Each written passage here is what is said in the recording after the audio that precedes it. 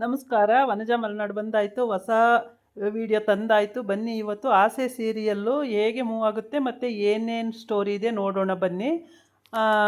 ಅದಕ್ಕೆ ಮುಂಚೆ ನೀವೆಲ್ಲ ನನ್ನ ಚಾನಲ್ಗೆ ಸಬ್ಸ್ಕ್ರೈಬ್ ಮಾಡಿಲ್ಲ ಅಂದರೆ ದಯವಿಟ್ಟು ಸಬ್ಸ್ಕ್ರೈಬ್ ಮಾಡ್ಕೊಳ್ಳಿ, ಹಾಗೆ ಒಂದು ಲೈಕ್ ಕೊಡಿ.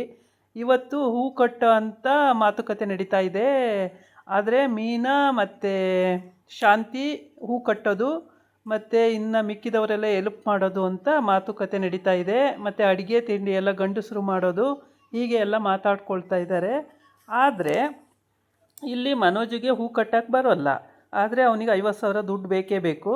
ಅದಕ್ಕೋಸ್ಕರ ಶಾಂತಿ ನಾನು ಕಟ್ತೀನಿ ಅಂತ ಒಪ್ಕೊಂತಿದ್ದಾಳೆ. ಅವಳು ಮನಸ್ಫೂರ್ತಿ ಒಪ್ಕೊಂತಿಲ್ಲ. ಮನೋಜ, ನಿಂಗೇನು ಮಮ್ಮಿ ಒಂದು ಹೂ ಕಟ್ಟೋಕ್ಕೂ ಬರಲ್ವಾ ಹೆಂಗಸ್ರಾಗಿ, ಒಪ್ಕೊಂಬಮ್ಮಿ ಅಂತ ಅವ್ನು ಬಲವಂತ ಮಾಡಿ ಒಪ್ಪಿಸ್ತಿದ್ದಾನೆ. ಹಾಗಾಗಿ ಒಪ್ಕೊಳ್ತಾ ಇದ್ದಾಳೆ. ಆದರೆ ಹೂ ಎಷ್ಟರ ಮಟ್ಟಿಗೆ ಕಟ್ತಾಳೋ ಗೊತ್ತಿಲ್ಲ. ಮೀನಾ ಅಂತೂ ಹೂ ಕಟ್ತಾಳೆ. ಮತ್ತು ಮೀನನ ಜೊತೆ ಬರೋ ಗೆಳ್ತಿರೆಲ್ಲ ಫೋನ್ ಮಾಡಿ ಕೇಳ್ತಾವ್ರೆ ಹೂ ಕಟ್ಟಕ್ಕೆ ಬರಬೇಕಾ ಅಂತೇಳಿ. ಮೀನಾ ಬೇಡ, ಇವತ್ತು ನಾವೇ ಕಟ್ಕೊತೀವಿ ಬಿಡಿ ಅಂತ ಹೇಳ್ತಿದ್ದಾಳೆ. ರವಿ ಹೇಳ್ತಿದ್ದಾನೆ, ಹೂ ಕಟ್ಟೋದೇನು ಅಷ್ಟು ಸುಲಭದ ಕೆಲಸ ಅಲ್ಲ, ರಾತ್ರಿ ಎಲ್ಲ ಕೂತ್ಕೊಂಡು ಕಟ್ಟಬೇಕು.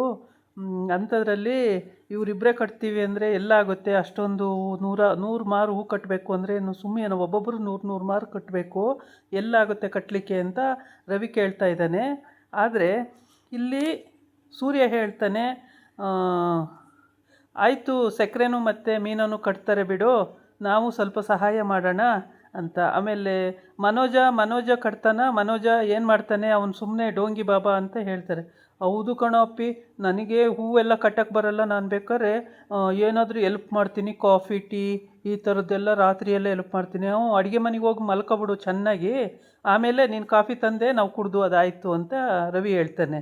ಆಮೇಲೆ ಅಡುಗೆ ಮನೆಗೆ ಮನ್ಕೊಂಡ್ರೆ ನಿನಗೆ ದುಡ್ಡು ಒಂದು ಪೈಸನೂ ಸಿಗಲ್ಲ ಅಂತ ಹೇಳ್ತಾನೆ. ಹಂಗೆ ಮಾಡಬೇಡ ಅಪ್ಪಿ, ನನಗೆ ಪ್ರಾಣ ಹೋಗೋ ಸನ್ನಿವೇಶ ಇದೆ, ನನಗೆ ಅರ್ಜೆಂಟ್ ಬೇಕು, ಹಂಗೆ ಮಾಡಬೇಡ ಅಪ್ಪಿ ಅಂತಾನೆ. ಹಂಗಿದ್ರೆ ನೀನು ಮಾಡಲೇಬೇಕಾಗುತ್ತೆ ಕೆಲಸ ಅಂತ ಹೇಳ್ತಾನೆ.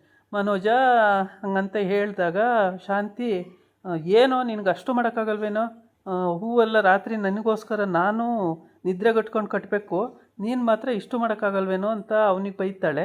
ಅವನು ಸರಿ ಮಮ್ಮಿ ನಾನು ಮಾಡ್ತೀನಿ ಬಿಡು ಮಮ್ಮಿ ಅಂತ ಹೇಳ್ತಾನೆ. ಸೂರ್ಯ ಹೇಳ್ತಾನೆ, ಅವನೆಲ್ಲಿ ಮಾಡ್ತಾನೆ ಸಕ್ಕರೆ, ಅವ್ನು ಮಾಡೋದು ಇಲ್ಲ ಏನಿಲ್ಲ, ಬರೀ ಡೋಂಗಿ ಬಾಬಾ ಡೋಂಗಿ ಬಿಡ್ತಾನೆ ಅಷ್ಟೇ.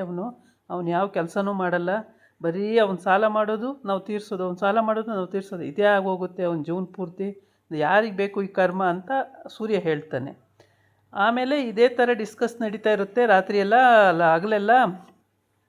ಇಲ್ಲಿ ಲಕ್ಕಿ ಹೇಳ್ತಾಳೆ, ನಂದೇನು ಬಲವಂತ ಇಲ್ಲಪ್ಪ, ಸುಮ್ಮನೆ ಸುಸ್ತು ಸಂಕಟ ಅಂತ ನೀವು ಗೋಳಾಡಬೇಡಿ, ನಿಮ್ಮ ಇಷ್ಟ ಇದ್ದರೆ ಕಟ್ಟಿ, ಇಲ್ಲಾಂದರೆ ಜನ ಕರ್ಕೊಂಡು ಕಟ್ಟಿ, ನಂದೇನು ಬಲವಂತ ಇಲ್ಲ, ಸಂಬಳ ಕೊಟ್ಟರೆ ಆಯಿತು ಅಲ್ವಾ, ಅದೇ ದುಡ್ಡಲ್ಲಿ ಈಗ ಹೆಂಗೂ ಮೀನದು ಯಾವಾಗಲೂ ಕಟ್ಟಿಸ್ಬಿಟ್ಟು ಕೊಡ್ತಾಳಲ್ಲ, ಅದೇ ಥರ ಸಂಬಳ ಕೊಟ್ಕೊಳ್ಳಿ ಅಂತ ಹೇಳ್ತಾಳೆ. ಅದಕ್ಕೆ ಇವನು ಹೇಳ್ತಾನೆ, ರಂಗನಾಥನೂ, ಹೌದೌದು ಅಮ್ಮ ಹೇಳ್ದಂಗೆ ಅದೇ ಥರ ಮಾಡಿ ಅಂತ. ಈ ಕಡೆ ಬಂದು ತಾರಾ ಕಂಪ್ನಿಗೆ ಹೋಗಿರ್ತಾಳೆ. ಅಲ್ಲಿ ಕನಕನ ತಮ್ಮನ್ನ ತುಂಬ ಇಷ್ಟಪಟ್ಟಿರ್ತಾಳೆ.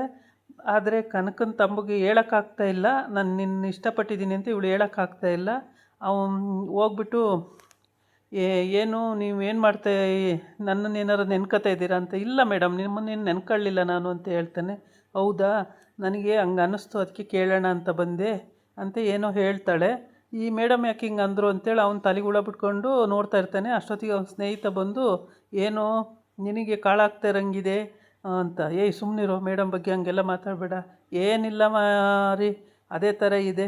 ನಾಳೆ ನೀನೇನಾದ್ರು ಈ ಕಂಪ್ನಿಗೆ ಬಾಸ್ ಆದರೆ ನನಗೆ ಮಾತ್ರ ಕೆಲಸ ಏನು ಹೇಳ್ಬೇಡ, ನನಗೆ ಸುಮ್ಮನೆ ಹಂಗೆ ಸಂಬಳ ಕೊಟ್ಬಿಡು, ನಾನು ಕೂತು ಹಂಗೆ ಎದ್ದೋಗ್ತೀನಿ ಅಂತ ಹಿಂಗೆ ತಮಾಷೆ ಮಾಡ್ತಾನೆ. ಆಮೇಲೆ ಅವಳು ಹೌದಾ, ಅಲ್ಲಿಂದ ಅಲ್ಲಿ ಮಾತಾಡಿಕೊಂಡು ಸರಿ ಬಿಡು ಅಂತೇಳಿ ಹೋಗ್ತಾಳೆ. ಆಮೇಲೆ ಇವನಿಗೇನು ಗೊತ್ತಾಗಲ್ಲ, ಅಯೋಮಯ, ಸುಮ್ಮನೆ ನೋಡ್ತಾ ನಿಂತ್ಕೊಂಡು ಬಿಡ್ತಾನೆ. ಏನು ಹೇಳಬೇಕು ಅಂತಲೂ ಗೊತ್ತಾಗಲ್ಲ ಇವನಿಗೆ. ಆಮೇಲೆ ಮನೆಗೆ ಹೋಗ್ತಾಳೆ. ಮನೆಗೆ ಹೋದ್ರೂ ಅಲ್ಲೂ ಹೀಗೆ ಕೂತಲ್ಲೇ ಕೂರೋದು, ನಿಲ್ಲೋದು ಈ ಥರ ಮಾಡ್ತಿರ್ತಾಳೆ. ಆದರೆ ಏನಕ್ಕೆ ಅಂತ ಗೊತ್ತಿಲ್ಲ. ಇವನು ಮಾತ್ರ ಮುದ್ದಾಗಿದ್ದಾನೆ, ಇವನ್ನ ಇಷ್ಟಪಟ್ಟಿದ್ದಾಳೆ. ಮಾತ್ರ ಅವ್ರ ಮನೇಲಿ ತುಂಬ ಬಡವರು, ಏನಿಲ್ಲ.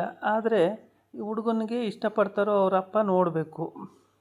ಅವರಪ್ಪ ಒಪ್ಪಿದ್ರೆ, ತಾರನಪ್ಪ ಅಂದರೆ ಸಾಕಪ್ಪ ಒಪ್ಪಿದ್ರೆ ಇವನಿಗೆ ಮದುವೆ ಮಾಡ್ಕೊಳ್ಳೋಕ್ಕೆ ಈಸಿ ಆಗುತ್ತೆ. ಆದರೆ ಒಪ್ಪಬೇಕಲ್ಲ, ಮಗಳ ಆಸೆಯಂತೆ ಒಪ್ಪಿದರೆ ಆಗ್ಬೋದು. ಮಗಳ ಆಸೆ ಥರನೇ ಒಪ್ಬೋದು ಅನಿಸುತ್ತೆ. ಇಲ್ಲಿ ಇವ್ರು 3 ಜನ ಅಣ್ಣ ತಮ್ಮಂದಿರು ನಿಂತ್ಕೊಂಡು ಡಿಸ್ಕಸ್ ಮಾಡ್ತಿದ್ದಾರೆ. ಆದರೆ ಮನೋಜ್ಗೆ ಯಾವ ಬುದ್ಧಿನೂ ಇಲ್ಲ. ಅವ್ನು 5 ಡಿಗ್ರಿ ಮನೋಜ ಅಂತೆ, 5 ಡಿಗ್ರಿ ಮನೋಜ ಮಣ್ಣು ಹಾಕಕ್ಕೆ ಓದಿದ್ದಾನೆ. ಯಾವುದು ಅವನಿಗೆ ಗೊತ್ತಿಲ್ಲ, ಒಂದು ಐಡಿಯಾನೂ ಇಲ್ಲ, ಒಂದು ತಿಳುವಳಿಕೆನೂ ಇಲ್ಲ, ಏನಿಲ್ಲ. ಇವನು ಒಬ್ಬ ಮನೋಜ ಅಂತೆ ಅಂತ ಅವ್ನು ಯಾಕೊಪ್ಪಿ ನನ್ನ ಬೈತೀಯಾ, ನಾನು ಏನೋ ಮಾಡಿದ್ದೀನಿ ಅಂತ ಕೇಳ್ತಾನೆ. ಆಮೇಲೆ ರವಿನೂ ಹಂಗೆ ಬೈತಾನೆ. ರವಿನೂ ಬೈದ ಮೇಲೆ ಎಲ್ಲರೂ ನನ್ನ ಬೈಯೋರೆ, ನಾನು ಏನು ಮಾಡಿದ್ದೀನೋ ತಪ್ಪು ಅಂತ ಹೇಳ್ಕೊಂಡು ಅಲ್ಲಿಂದ ಸುಮ್ಮನಿರ್ತಾನೆ. ಸೂರ್ಯಂಗೆ ನಗು ಬರುತ್ತೆ, ಬಿದ್ದು ಬಿದ್ದು ನಗ್ತಾನೆ ಸೂರ್ಯ. ರವಿನೂ ಕೂಡ ನಗ್ತಾನೆ ಅದ್ರ ಜೊತೆಗೆ. ಆಮೇಲೆ ಇವರು 3 ಜನನೂ ಡಿಸ್ಕಸ್ ಮಾಡಿ ಅಲ್ಲಿಂದ ಮನೆಗೆ ಬರ್ತಾರೆ. ಆಮೇಲೆ ಅವತ್ತು ನೈಟು ಆಗ ಡೇ ಎಲ್ಲ ಶಾಂತಿ ಚೆನ್ನಾಗಿ ಗೊರಕೆ ಹೊಯ್ತಿದ್ದಾಳೆ, ಗೊರಕೆ ಹೊಡಿತಾ ಮಲಗಿದ್ದಾಳೆ. ಆಮೇಲೆ ರಂಗನಾಥನೂ ಲಕ್ಕಿನೂ ಮಾತಾಡ್ತಿದ್ದಾರೆ, ಹೂ ಕಟ್ಟಬೇಕಾಗುತ್ತೆ ರಾತ್ರಿ ಎಲ್ಲ ಅಂತೇಳ್ಬಿಟ್ಟು, ಈಗಲೇ ನಿದ್ದೆ ಹೊಡಿತಾವಳೆ ಅಂತೇಳಿ ತಮಾಷೆ ಮಾಡ್ತಾರೆ. ಆಮೇಲೆ ಇವಳು ಫೋನ್ ಮಾಡಿ ಅವಳ ಫ್ರೆಂಡು ದುಡ್ಡು ಅಡ್ಜಸ್ಟ್ ಆಯ್ತೆ ಅಂತ ಕೇಳ್ತಾಳೆ. ಶಾಂತಿ ಇರೋ ವಿಷಯ ನೆಟ್ಟಿಗೆ ಹೇಳ್ಬಿಡ್ತಾಳೆ, ಯಾವುದೋ ಮುಚ್ಚುಮರೆ ಇಲ್ದಂಗೆ. ಹೌದು, ಈ ಥರ ಹೂ ಕಟ್ಟೋದು ರಾತ್ರಿ ಎಲ್ಲ, ಬೆಳಿಗ್ಗೆ ಅವ್ರಿಗೆ ಕಳಿಸ್ಕೊಡೋದು ಹೂವು ಅಂತ. ಏನರಲ್ಲಿ ಕಳಿಸ್ತೀರಾ, ಆಟೋದೆಲ್ಲ ಏನರಲ್ಲಿ ಕಳಿಸ್ತಾರೆ ಅಂತ ಹೇಳ್ತಾರೆ. ಆಮೇಲೆ ಇವಳು ಕಲ್ಯಾಣಿ ಅದನ್ನು ಲೆಕ್ಕಾಚಾರ ಮಾಡ್ತಿರ್ತಾಳೆ.